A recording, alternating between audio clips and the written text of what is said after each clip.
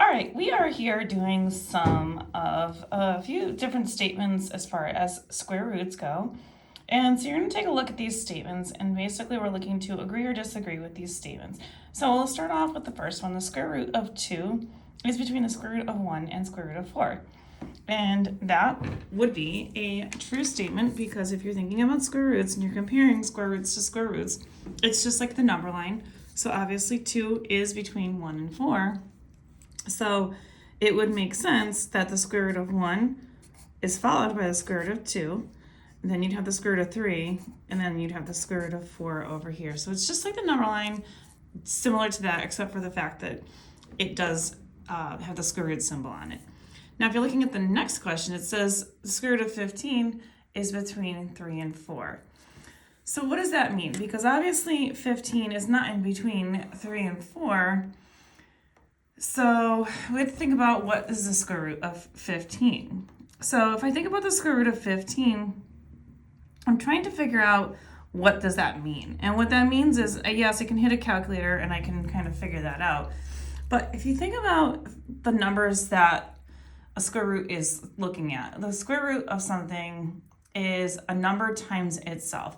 So if I'm looking at something that's a number times itself, if I think about what happens with 3 and I square it, 3 times 3, or 3 squared, is 9. Now if I look at 4 would be 4 squared. 4 times 4 is 16. So square root of 15 is really, if I'm looking at these, if I square root 9, I end up with 3. If I square root 16, I'm going to get 4, because it's the same number times itself. So if I'm looking at the square root of 15, then is it in between 3 and 4? And the answer is yes, it is.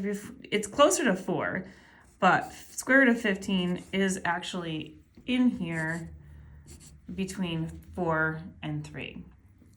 Now if I look at 39, same kind of situation, between 6 and 7. So if I'm looking at that, I do the same kind of thing. Obviously the square root symbol is here, but it's not on these two numbers. So I need to kind of look at like what I did just right there. So if I do 6 times 6, 6 times 6 is 36. So if I take the square root of 36, then it's 6. If I do the same thing with 7, 7 squared is 7 times 7, or 49. And if I square root 49, it goes back to the number 7. So is 39 in between these two? Well, yes, it is, because it's closer to 36, but it is in between 6 and 7. So the answer is yes. Now, if I look at the 57, same thing. Is it between 8 and 9? 8 would be 8 times 8, or 8 squared, which is 64, already higher than 57. But if I square root 64, I end up with 8.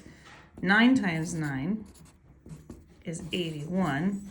Square root of 81 goes back to 9. So in this case, 57 isn't between these two numbers, the square root of 64 and the square root of 81. So this one is a big fat no. And this is the kickoff to my my class's introduction to square roots and radicals.